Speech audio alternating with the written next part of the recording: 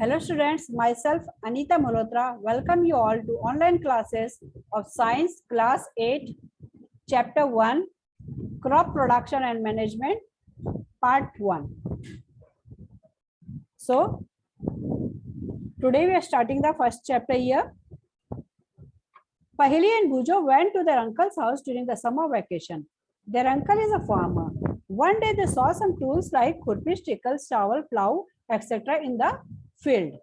एक बार क्या हुआ, पहले और बुजो नाम के दो बच्चे थे, वो अपने अंकल के घर में गर्मियों की छुट्टी बिताने गए.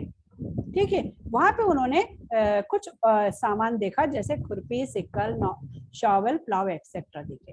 ठीक है, तो वो हैरान होने लगे कि ये सब चीजें जो हैं वो क्या हैं. उन्होंने तो ये चीजें कभी भी नहीं देखी थी. तो I want to know where and how we use this tools. तो पहली बोली कि है ना, मुझे जानना है कि इन ना टूल्स वगैरह का, इन औजारों का जो उपयोग है वो कहाँ पे और कैसे किया जाता है. ठीक है, you are learn that all living organisms require food. Plants can make their own food themselves. Can you recall how green plants synthesize their own food. Animals including human can not make their own food. So where do animals get their food from. तो अब क्या है कि आपने पिछले चैप्टरों में 6th-7th class में आप लोगों ने पढ़ा है कि क्या कि सभी लिविंग बींग्स को जो है खाने की जरूरत होती है. ठीक है, अब खाने की जरूरत होती है तो क्या सब लोग अपना अपना खाना खुद बना लेते हैं? नहीं, ऑटोट्रॉप्स होते हैं, जो प्लांट्स होते हैं, they can make their own food themselves. ठीक है, by the process of photosynthesis. आपको पता है कि ग्रीन प्लांट्स जिनमें क्लोरोफिल होता है, वो लोग क्या करते हैं, क्लोरोफिल की प्रेजेंस में कार्बन डाइऑक्साइड, वाटर और सनलाइट की उपस्थिति में वो लोग क्या करते हैं, अपना जो है फूड जो है, भोजन जो है वो बनाते हैं. और दूसरे जो हेटरोट्रॉपिक एनिमल्स वगैरह जो होते हैं, प्लांट्स वगैरह जो होते हैं, वो दूसरे के ऊपर निर्भर रहते हैं. ठीक है, but first of all why do we have to eat food. अब सबसे पहली बात यह है कि हमें खाना ही क्यों खाना चाहिए. ठीक है, क्या हम खाना खाए बिना नहीं जी सकते? You already know that energy from the food is utilized by organisms for carrying out their various body functions such as digestion, respiration and expiration. तुम्हें पता है कि खाने से जो हमें एनर्जी मिलती है, उस एनर्जी का यूज जो है हमारा बॉडी जो है विभिन्न फंक्शंस के लिए करता है. जैसे कि खाने को डाइजेशन करने के काम में आता है, रेस्पिरेशन के काम में, एक्सक्रीशन वगैरह के काम में आता है. ठीक है, तो इन सब कामों में जो एनर्जी की जरूरत होती है वो सब हमें खाने से ही प्राप्त होती है. We get our food from plants or animals or both.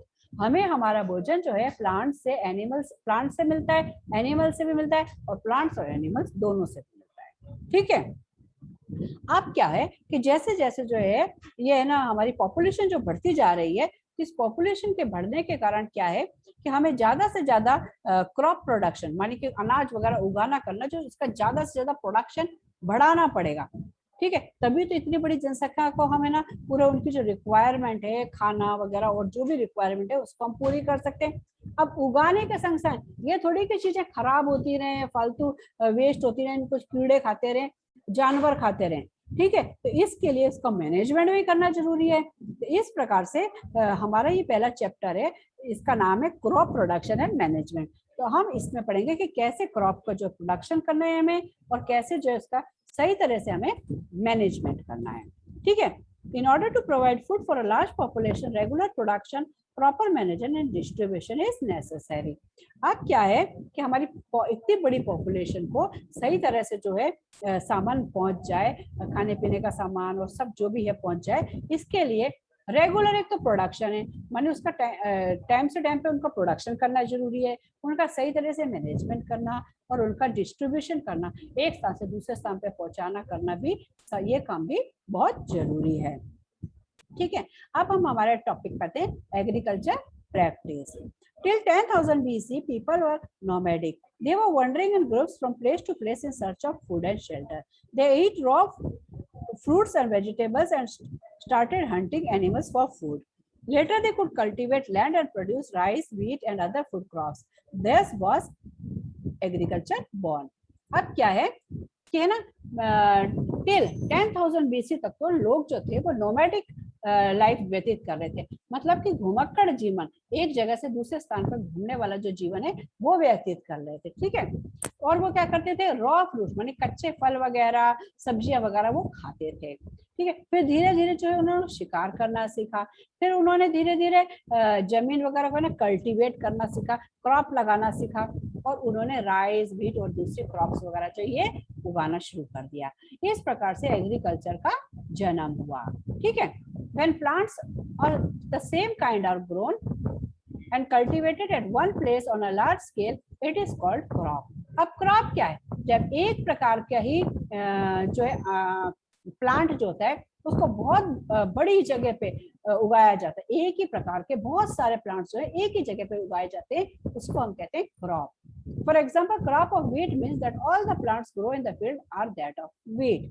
अगर हम कहते हैं कि क्रॉप प्लांट, इसका मतलब होता है कि ना वीट के ही सारे प्लांट्स जो खेत में उगेंगे वो वीट के ही उगेंगे। ठीक है, you already know that crops are of different types like cereals, vegetables and fruits. These can be classified on the basis of the season in which they grow. अब तुम्हें पता है कि हमारे यहाँ पे जो है अलग अलग प्रकार की क्रॉप्स उगाई जाती हैं, जैसे अनाज उगाया जाता है, सब्जियां उगाई जाती हैं, फ्रूट्स उगाए जाते हैं। ठीक है, तो इनको इनके सीजन के अकॉर्डिंग उगाए जाते हैं, जिस सीजन में ये अच्छे उगते हैं तो उस सीजन में इनको उगाया जाता है। India is a vast country. The climatic condition like temperature, humidity and rainfall vary from one region to another. Accordingly, there is a rich variety of crops grown in different parts of the country. Despite this diversity, two broad crop patterns can be identified. अब क्या है कि आपको पता है कि India जो है हमारा एक बहुत बड़ा कंट्री है। यहाँ की जो क्लाइमेट है, क्लाइमेट, टेम्परेचर, ह्यूमिडिटी, रेनफॉल जो है वो हर क्षेत्र की अलग अलग है। ठीक है, यहाँ पे अलग अलग वैरायटी और अलग अलग वैरायटी के जो है यहाँ पे फसलें भी उगाई जाती हैं। तो इतनी सारी विभिन्नता होने के बावजूद दो क्रॉप के पैटर्न जो है उनको पहचाना गया है। कौन कौन से, एक तो खरीफ क्रॉप का, एक रबी क्रॉप का। ठीक है, the crop which are sown in the rainy season are called kharif crop. वह फसल जो कि बरसात के मौसम में उगाई जाती है उसको कहते हैं kharif crop. The rainy season in India is generally from June to September. या तो हमारे यहाँ पे जो बरसात जो है इंडिया में वो जून से लेकर सितंबर तक होती है, तो इस बीच में इनको उगाया जाता है। पैडी, मेज, सोयाबीन, ग्राउंडनट, कॉटन एक्सेट्रा, ये सब खरीफ क्रॉप के एग्जांपल्स हैं। Rabi crop, the crops grown in the winter season are called rabi crops. The time period is generally from October to March. Examples of rabi crops are wheat, gram, pea, mustard and linseed. अब क्या है, जो winter season में जो crop उगाई जाती है उसको रबी क्रॉप कहते हैं। ठीक है, और विंटर का सीजन हमारे यहाँ पे कहाँ से काटे गए, अक्टूबर से लेके मार्च तक है। और इसके एग्जाम्पल कौन कौन से क्रॉप्स उगाए जाते हैं, वीट, ग्राम, पी, मस्टर्ड और लिंसीड वगैरह उगाया जाता है। Besides this, pulses and vegetables are grown during summer at many places. और कई जगहों पे इसके अलावा पल्सेस मतलब दालें और वेजिटेबल जो हैं वो गर्मियों के मौसम में भी उगाई जाती हैं। ठीक है, अब हम पढ़ेंगे basic practices of crop production. ठीक है, क्रॉप प्रोडक्शन की कुछ बेसिक प्रैक्टिस पढ़ते हैं हम। ठीक है, Why can paddy not be grown in the winter season? अब बूजो बोलता है कि पैडी को हम विंटर सीजन में क्यों नहीं उगा सकते। अरे पहेली ने बोला paddy requires a lot of water, therefore it is grown only in rainy season. अरे पैडी को उगने के लिए बहुत अधिक मात्रा में पानी की जरूरत होती है, इसलिए इसको क्या किया जाता है, बरसात के मौसम में जो है वो उगाया जाता है। ठीक है, cultivation of crop involves several activities undertaken by farmers over a period of time. अब क्या है कि है ना, कल्टीवेशन करने में, क्रॉप वगैरह उगाने करने में क्या किसान क्या करता है, उसको है ना बहुत सी अलग अलग प्रक्रियाओं को जो है वो करना पड़ता है। You may find that these activities are similar to those carried out by a gardener or even by you when you grow ornamental plants in your house. ठीक है, तो किसान को क्या करना पड़ता है कि ना बहुत सारे काम जो है ना करने पड़ते हैं, जैसे कि है ना हम लोग जब हमारे ना गार्डन में, बगीचे वगैरह में जब हम कोई पेड़ लगाते हैं, हम जो प्रक्रिया करते हैं ना, जैसे मिट्टी को पहले हम उसको खोदते हैं, खोदने के बाद में फिर हम उसको क्या करते हैं, उसमें ना बीज डालते हैं, बीज डाल के फिर हम उसको मिट्टी को वापस ऊपर डालते हैं, फिर थोड़ा पानी डालते हैं, ठीक है, उसके बाद में वो उगता है, उसकी सुरक्षा करते हैं। तो इसी प्रकार का कुछ जो है किसान को भी खेतों में करना होता है, ठीक है। तो इस टास्क को कहते हैं, जो ये काम किए जाते हैं, इन कामों को हम कहते हैं एग्रीकल्चर प्रैक्टिसेस। ये कुछ इन्हें एग्रीकल्चर प्रैक्टिसेस कहते हैं। अब किसान क्या क्या करता है खेत में, these activities are listed below. किसान क्या करता है, प्रिपरेशन ऑफ सॉइल करता है, सॉइंग करता है, एडिंग मैनर एंड फर्टिलाइजर करता है, इरिगेशन करता है मतलब कि पानी डालता है, प्रोटेक्शन फ्रॉम वीड्स करता है, हार्वेस्टिंग करता है, स्टोरेज करता है। अब हम क्या करेंगे, इन सबको डिटेल में एक एक को हम पढ़ेंगे या समझेंगे, ठीक है। तो इसमें जो पहला पॉइंट जो हमारा आता है वो है प्रेपरेशन ऑफ सॉइल। सॉइल को तैयार करना खेत के लिए, खेत में अनाज उगाने के लिए या कुछ भी उगाने के लिए, उसको सबसे पहले मिट्टी को तैयार कैसे करते हैं। The preparation of soil is the first step before growing a crop. One of the most important task in agriculture is to turn the soil and loosen it, ठीक है। तो ये प्रेपरेशन ऑफ सॉइल जो है, ये पहला काम होता है खेत में खेती करने से पहले, ठीक है। इसमें क्या होता है कि मिट्टी को जो है ना ऊपर नीचे किया जाता है, उसको लूज किया जाता है, यानी मिट्टी जो है वहां पे बहुत सारी जमी हुई होती है, उसको लूज किया जाता है। This allows the roots to penetrate deep into the soil. इससे क्या होता है कि जड़ें वगैरह होती हैं वो बहुत नीचे अंदर तक मिट्टी में चली जाती हैं। The soil lesion allows the roots to breathe easily even when they go deep into the soil। और इसके अलावा क्या होता है, लूज सॉइल हो जाती है तो पेड़ों के जो है ना जड़ वगैरह जो होती है वो आसानी से अंदर से जो है सांस ले सकती हैं, ठीक है, जब वो मिट्टी के अंदर तक चली जाती है। Why does the loosening of soil allow the roots to breathe easily? भाई अब क्या है कि लूजनिंग ऑफ सॉइल से वो ब्रीथ इजीली क्यों कर सकते हैं, क्योंकि जब वो लूज होती है ना सॉइल, तो उसके लूजनेस के कारण उसके अंदर जो है वो ऑक्सीजन वगैरह जो है, हवा वगैरह जो है वो उसके अंदर चली जाती है अच्छी तरह से, इससे वो अच्छी तरह से सांस ले पाता है। The loosening soil helps the growth of earthworm and microbes present in the soil. These organisms are friends of the farmer since they further turn and loosen the soil and add humus to it. But why the soil needs to be turned and loosened? You are learning in the previous chapter the soil contains minerals, water, air, and some living organisms. In addition, dead plants and animals get decomposed by soil organisms. In this way, various nutrients in the dead organisms are released back into the soil. These nutrients are again absorbed by the plants. अब क्या है कि soil को loose क्यों किया जाता है, soil को लूज क्यों किया जाता है, क्योंकि है ना उससे क्या होता है, सॉइल के अंदर जो है एक तो रूट्स आसानी से अंदर जा सकती हैं और प्लांट्स वगैरह जो है वो अच्छी तरह से उसमें ब्रीथ कर सकते हैं। इसके अलावा जब सॉइल जो है वो लूज हो जाती है तो इसके अंदर कुछ माइक्रो ऑर्गेनिजम्स वगैरह जो होते हैं वो इसके अंदर है ना, और अर्थवर्म वगैरह जो होते हैं ना, केंचुए से छोटे से होते हैं, वो जो है मिट्टी के अंदर बाहर होते रहते हैं। और इससे भी क्या होता है कि मिट्टी जो है वो पोली होती रहती है, ठीक है, पोरस हो जाती है एक प्रकार से, और इसके अंदर पानी भी अंदर अच्छे से चला जाता है, हवा भी चली जाती है, तो ये हमारे प्लांट्स के लिए जो है वो अच्छा बना रहता है। अच्छा, अब इसके अलावा क्या है कि ये जो है ना पेड़ पौधे वगैरह होते हैं, इनसे पत्ते वगैरह गिरते हैं, या किसान जो है ना खेतों में अनाज वगैरह उगाते करते हैं, तो जब उसकी कटाई वगैरह हो जाती है तो कुछ है ना पत्ते वत्ते उनके डंडियां वंडियां हो गई, ऐसा बहुत सारा जो है ना चूरा वूरा और डेड मटेरियल वगैरह, डेड एनिमल्स वगैरह जो होते हैं, ये सब जो होते हैं ना, इनका क्या होता है, कुछ भी कीड़े वीड़े जो होते हैं, ये सब जो भी चीजें जो होती हैं ये मर जाती कर जाती हैं, तो इनका क्या होता है, ये माइक्रोब्स वगैरह जो है ना मिट्टी में होते हैं, वो इन सबको सिंपल फॉर्म में ब्रेक कर देते हैं, और सिंपल फॉर्म में ब्रेक करने से क्या होता है, ये इजीली जो है ये मिट्टी में मिल जाते हैं, ठीक है। तो इस प्रकार से क्या होता है कि मिट्टी में इनको क्या कहते हैं, ह्यूमस कहते हैं। ये सड़े गले पत्ते वत्ते, डेड जीव जंतु वगैरह जो होते हैं, इनको कीड़े मकोड़े जो खा के सिंपल फॉर्म में चेंज कर देते हैं, वो मिट्टी में मिल जाता है, तो ये एक प्रकार से ह्यूमस होता है, ये एक प्रकार से खाद टाइप हो जाता है। इससे क्या होता है, सॉइल की फर्टिलिटी जो है वो बढ़ जाती है, तो ये मिट्टी के लिए अच्छा होता है। इससे आगे जब इसमें जो हम क्रॉप वगैरह उगाएंगे करेंगे तो वो अच्छी उगेंगी। तो इससे इस प्रकार से सॉइल जो है इस प्रकार से इसकी प्राइमरी चीज जो है अच्छी बन रही है। ठीक है, since only a few centimeters of the top level of the soil supports plant growth, turning and loosening of soil brings the nutrient rich soil to the top so that plants can use these nutrients. अब क्या है कि पृथ्वी के ऊपर जो है जमीन जो है इसका कुछ सेंटीमीटर भाग जो है ना वही प्लांट्स के ग्रोथ के लिए जो है ज्यादा फायदेमंद होता है।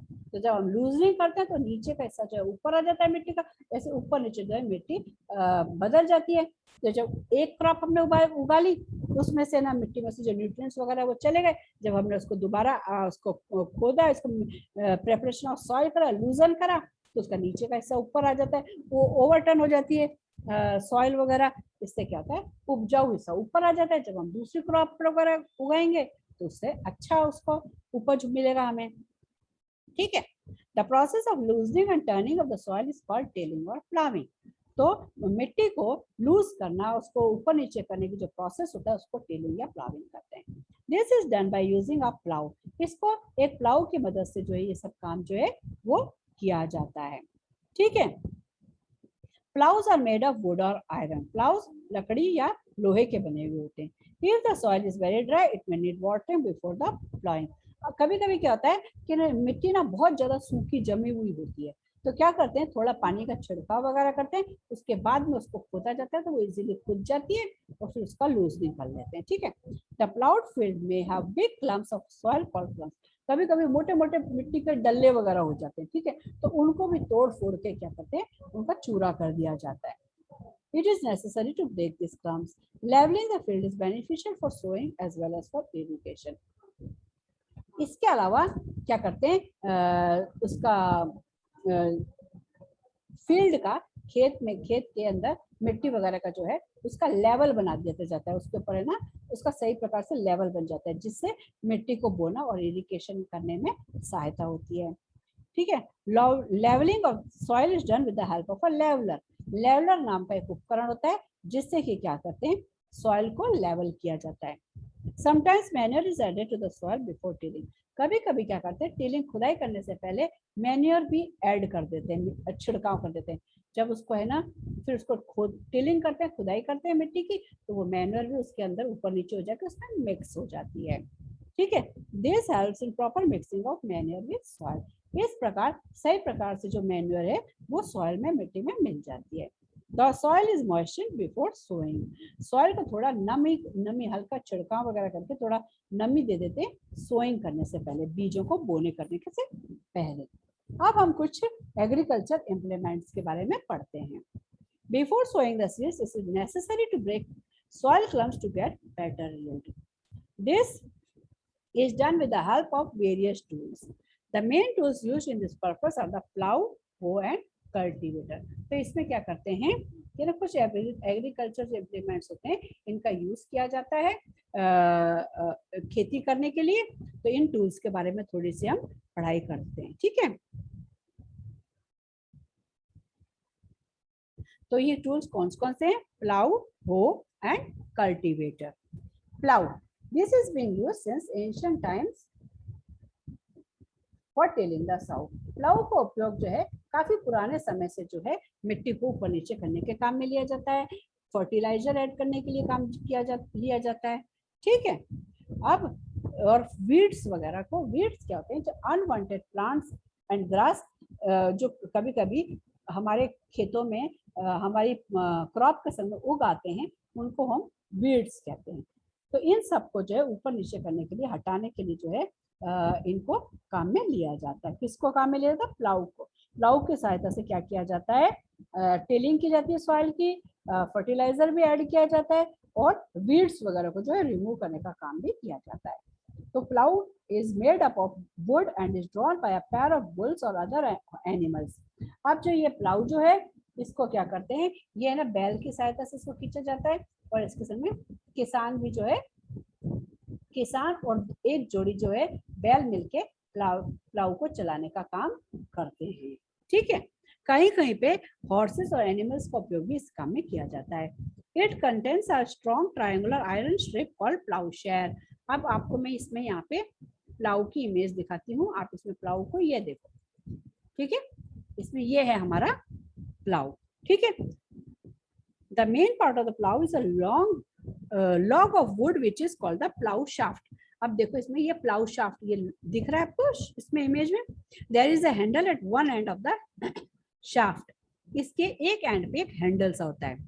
The other end is attached to a beam which is placed on the bullock's neck, इसका दूसरा हिस्सा जो है वो एक बीम से जुड़ा हुआ होता है, जिसको कि ये जो है ना बुल होते हैं ना उनके कंधे पे रखा जाता है।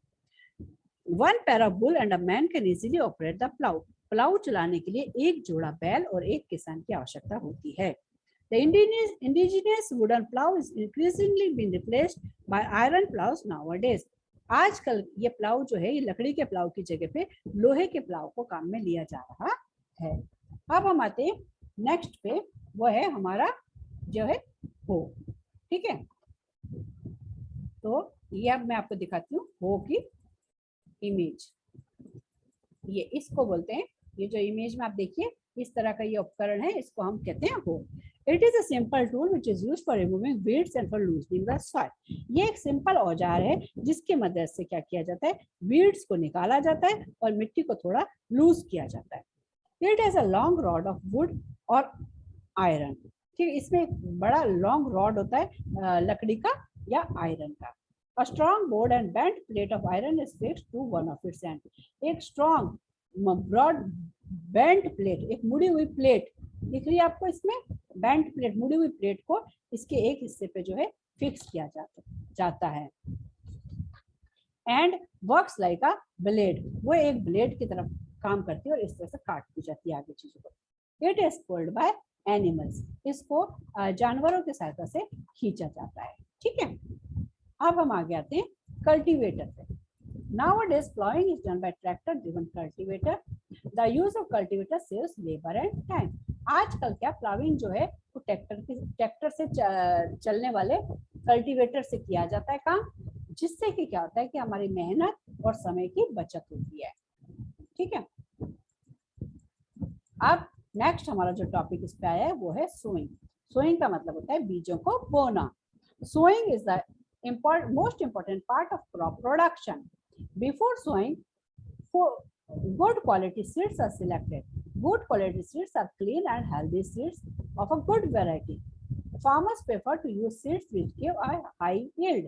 अब क्या है कि है ना बोने से पहले, सोइंग करने से पहले अच्छी प्रकार की जो सीड्स का जो है वो सिलेक्शन किया जा सकता है। ठीक है, अच्छी प्रकार की सीड्स का अगर हम सिलेक्शन करेंगे तो उसे अच्छा ज्यादा पैदावार जो हमें प्राप्त होगा। ठीक है, और किसान भी ऐसी है ना सीड्स को चुनता है जिससे कि उसको अच्छी पैदावार मिले। अब selection of seeds. One day I saw my mother put some grain seeds in a vessel and pour some water on them। After a few minutes, some seeds started to float on top। I wonder why some seeds float on water। अब ये पहेली जो है ये कहती है, एक बार मैंने देखा कि जब है ना मम्मी है ना कुछ है ना दाल वगैरह बना रही थी तो उन्होंने उनको दाल को क्या करा, उसमें ना पानी में धोया। ठीक है, पानी में डाला, तो पानी में डालने से क्या हुआ था कि कुछ उसके दाल के दाने वगैरह जो थे वो तो ऊपर तैरने लगे और बाकी के जो थे वो नीचे बैठ गए। ऐसा क्यों हुआ? ठीक है, तो अब ऐसा क्यों हुआ आप बता सकते हो? ऐसा इसलिए हुआ क्योंकि जो दाल के कुछ दाने वगैरह जो थे वो है ना उनमें ना कीड़ा लग गया था, उनको माइक्रोब्स वगैरह ना कीटाणुओं ने खा लिया था, या वो अच्छे नहीं थे, वो पोले हो गए थे, हॉलो हो गए थे, कीड़ों ने उनको खा लिया था, इसलिए वो हॉलो हो गए थे, खोखले हो गए थे। और खोखली चीज जो होती है वो हमेशा पानी के ऊपर तैरती रहती है। और जो नीचे जो बीज बचे थे चले गए थे नीचे, वो क्या थे, हैवी थे, ठोस थे, उनमें कीड़ा वगैरह जो है वो नहीं लगा था, वो अच्छे थे, हेल्दी सीड्स थे। तो इससे आपको क्या समझ में आया?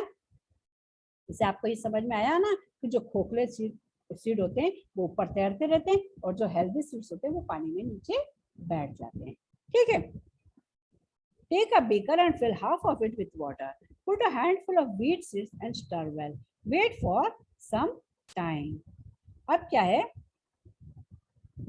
ये कहता है एक बीकर लो, उसमें क्या करो, उसको आधा पानी से भर लो, उसमें एक मुट्ठी जो है व्हीट सीड्स जो है उसमें पानी में डाल दो, उनको ऐसे हिला दो और थोड़ी देर बाद देखो।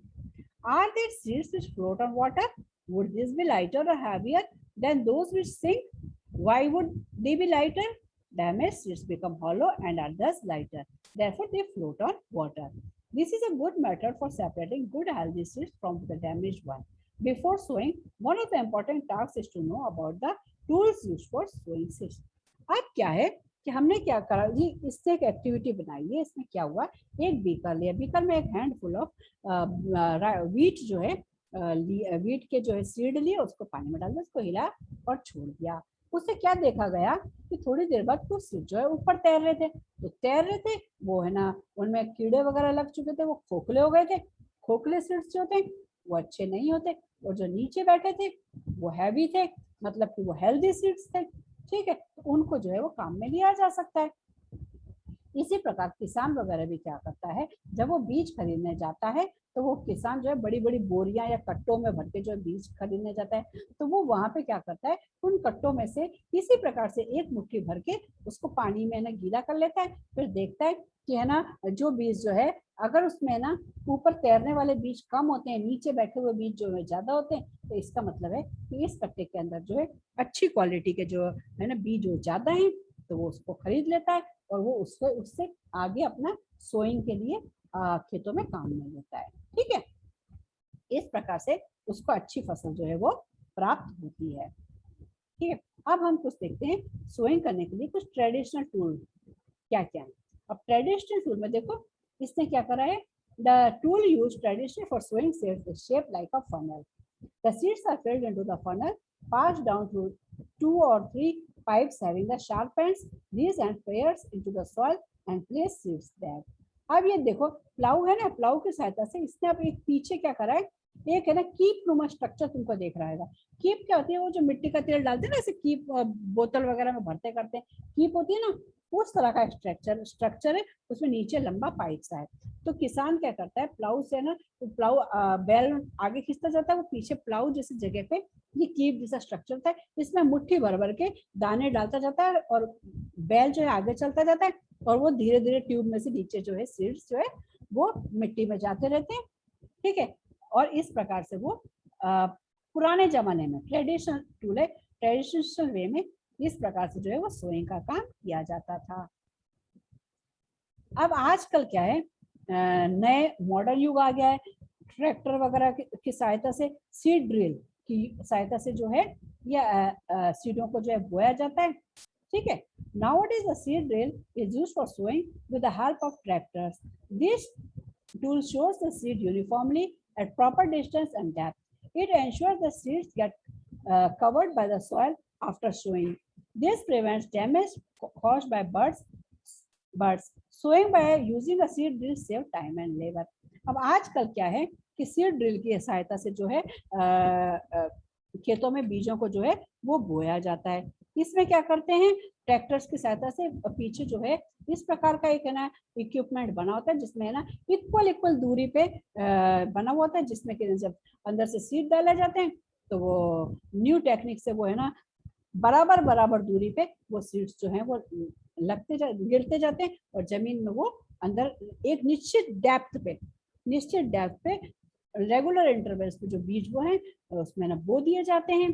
ठीक है, और इस प्रकार बोने से क्या होता है, समय और मेहनत दोनों का जो है उससे हमें फायदा मिलता है। ठीक है, समय भी बचता है और लेबर भी जो है वो कम लगती है। ठीक, तो अब इस प्रकार से सीड्स का जो है ये बोने का काम जो है वो हो गया। अब there is a nursery, Bhujo कहता है, there is a nursery near my school, I found that little plants were kept in small bags, why are they kept like this. अब ये कहता है कि मेरे है ना स्कूल के पास में एक नर्सरी है, कई बार क्या होता है छोटे छोटे पॉलिथीन में क्या होता है बैग वगैरह में ना छोटे छोटे पेड़ रखे होते हैं, वो ऐसा क्यों रखते हैं। Seeds of a few plants such as paddy are first grown in a nursery. तो पहले उसको बताती है कि कुछ प्लांट्स जैसे कि पैडी वगैरह होते हैं उनके है ना बीजों को पहले नर्सरी में उगाया जाता है। ठीक है, when they grow into plantlets, जब वो थोड़े थोड़े बड़े हो जाते हैं, they are transplanted in the field manually. फिर उनको मैन्युअली मानी किसान वगैरह जो है वो मैन्युअली सही तरीके से उनको उगा देता है। Some forest plants and flowering plants are also grown in nursery. इस प्रकार से कुछ जंगलों में पेड़ों को और कुछ फूल वाले जो प्लांट होते हैं उनको भी इस प्रकार पहले नर्सरी में उगाया जाता है, फिर नर्सरी से उनको दूसरी जगह पे ले जाके उगाया जाता है। कई बार प्लांट्स वगैरह को नर्सरी से ले जाके अलग अलग जगहों पे बेचा भी जाता है, जिससे कि ना लोग वगैरह भी क्या करते हैं, उनको अगर हमारे अपने घर में गार्डन में भी लगाना होता है तो वो वहां से ले आते हैं। An appropriate distance between the seeds is important to avoid overcrowding of plants. अब क्या है कि प्लांट्स को एक ही जगह पे सारे बीजों को डाल के ना नहीं उगाना चाहिए, उससे ओवर क्राउड बहुत ज्यादा भीड़ भाड़ हो जाती है प्लांट्स। इसलिए क्या करते हैं, प्लांट्स को जो है ये थोड़ी थोड़ी दूरी बना के जो है उनको उगाया जाता है। This allow plants to grow get sufficient sunlight. इससे क्या होता है, उनको अगर थोड़ी थोड़ी नियमित दूरी बना के अगर उगाया जाता है तो उनको प्लांट्स को क्या होता है, सही प्रकार से सनलाइट मिल जाती है, न्यूट्रिएंट्स मिल जाते हैं और पानी जो है वो अच्छी तरह से मिल जाते हैं। Sometimes a few plants have to be removed to prevent overcrowding. कभी कभी एक ही स्थान पे अगर बहुत सारे प्लांट्स वगैरह जब उग जाते कर जाते हैं तो क्या करते हैं, उनको उनमें से कुछ प्लांट्स को हटाना भी पड़ता है ताकि दूसरे प्लांट्स की ग्रोथ जो है वो अच्छे से हो सके। ठीक है, तो अब हमारा जो है हम नेक्स्ट टॉपिक जो हमारा है वो है एडिंग मैन्योर एंड फर्टिलाइजर। ठीक है, तो इसमें क्या करेंगे, the substance which are added to the soil in the form of nutrients for the healthy growth of plants are called manure and fertilisers. ऐसी चीजें जो कि ना खेत में मिट्टी में मिलाई जाती हैं अच्छी प्लांट्स की अच्छी ग्रोथ के लिए, उनको कहते हैं मैन्योर या फर्टिलाइजर। ठीक है, इन एक प्रकार से खाद होती है, तो इनको क्या करते हैं, इनको खेतों में डाला जाता है ताकि क्या होता है, अच्छा जो है हमें उपज जो है वो प्राप्त हो सके। I saw a healthy crop growing in the farm, in the neighborhood farm. The plants are weak. Why do some plants grow better than others? अब बूझो सोचने लगा कि मैंने देखा कि ना एक खेत तो है ना, मेरे पड़ोस में एक खेत है वो तो बहुत अच्छा उग रहा है और दूसरी तरफ दूसरा खेत है उसमें अच्छा उगा ही नहीं उसमें। तो ये इसलिए हुआ क्योंकि उसमें क्या हुआ था कि खेत में ना सही तरीके से मैन्योर वगैरह नहीं थी। एक खेत जो था उसमें मैन्योर डाली गई थी, खाद डाली गई थी, फर्टिलाइजर डाली गई थी, जिससे कि वो खूब अच्छा उगा। ठीक है, soil supplies mineral nutrients to the crop. मिट्टी से क्या होता है, न्यूट्रिएंट्स वगैरह जो है वो प्लांट को मिलती हैं। These nutrients are essential for the growth of plants. और ये न्यूट्रिएंट्स जो होती हैं वो प्लांट्स की ग्रोथ के लिए जो है वो बहुत जरूरी होती हैं। In certain areas, farmers grow crop after crop in the same field. The field is never left uncultivated or fallow. Imagine what happens to the nutrients. अब कभी कभी किसी किसी जगह पे क्या करते हैं, किसान जो है वो एक क्रॉप लगाया उसको काटा, दूसरा क्रॉप लगाया, जो वो मैच्योर हो गई उसको काटा, इस प्रकार निरंतर क्रॉप के बाद क्रॉप लगाता जाता है। अब इससे क्या होगा, इससे ये होगा कि मिट्टी के अंदर जो है न्यूट्रिएंट्स की कमी हो जाएगी। Continuous growing of crop makes the soil poorer in certain nutrients. Therefore, farmers have to add manure to the fields to replenish the soil with nutrients. This process is called manuring. Improper or insufficient manuring results in weak plants. तो इस प्रकार जो continuous बार बार जो है crop उगाते रहते हैं उससे क्या होता है कि सॉइल की उपजाऊ क्षमता जो है कम हो जाती है।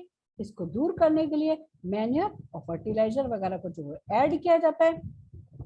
इस प्रक्रिया को मैन्योरिंग कहते हैं। ठीक है, और अगर हम कहीं पे ना सही तरह से मैन्योर ऐड नहीं करेंगे या जितना मैन्योर ऐड करना है उससे कम करेंगे ऐड, तो ये भी क्या इससे भी क्या प्लांट्स जो हैं वो वीक हो जाएंगे। या हद से ज्यादा मैन्योर वगैरह आर्टिफिशियल मैन्योर वगैरह हद से ज्यादा डाल देंगे तो उससे भी जो है प्लांट्स के जो है ग्रोथ जो है वो अफेक्ट होती है और वीक प्लांट्स हमें प्राप्त होंगे। Manure is an organic substance obtained from the decomposition of plants और एनिमल वेस्ट। अब मैन्योर कैसे बनता है, मैन्योर ना एक प्रकार से पेड़ पौधे और जानवर वगैरह के मरने करने से, मैंने अभी आपको थोड़ी देर पहले भी समझाया था कि उनको ना माइक्रोब्स वगैरह खाते हैं, उनको सिंपल फॉर्म में चेंज कर देते हैं और इससे क्या होता है कि हमें मैन्योर मिलता है। और किसान वगैरह क्या करता है, ये पत्ते वगैरह हो गया और जो भी वेस्ट प्रोडक्ट्स वगैरह हो गया, मरे हुए जानवर प्लांट सब इन सबको क्या करता है, एक गड्ढा बना के उसके अंदर उनको डाल देता है। ठीक है, उसके बाद में ऊपर या तो है ना मिट्टी लगा देता है या फिर ऊपर कुछ घास वगैरह लगा के जो है उसको बंद कर देता है। ठीक है, उसके बाद में क्या होता है, वो चीज ना अंदर सड़ती गलती रहती है। सड़ने गलने से उसके अंदर थोड़े कीटाणु, माइक्रो बैक्टीरिया वगैरह जो उसमें पैदा हो जाते हैं, और वो क्या करते हैं, उनको और तोड़ मोड़ के उनको सिंपल फॉर्म में चेंज कर देते हैं। तो इस प्रकार से ये एक प्रकार की खाद बन जाती है। ठीक है, फिर बाद में वो उसको वो जगह को खोलता है किसान, और फिर है ना वो जो खाद सी बन गई है उसको वो निकाल के खेतों में डाल देता है, जिससे कि क्या होता है, अच्छी जो है पैदावार होती है, मिट्टी जो है उपजाऊ हो जाती है। ठीक है, ठीक है। तो इस प्रकार इसको वर्मी कंपोस्टिंग कहते हैं, माने कीटाणु वगैरह जो है इसको खाद में चेंज कर देते हैं, इसलिए इसको वर्मी कंपोस्टिंग भी कहते हैं। ठीक है, अब नेक्स्ट है हमारी, इसमें हमें एक एक्टिविटी है, but I think that I should stop my part 1 here. you can see the later part of the chapter in our part 2. Okay, thank you, have a good day, take care.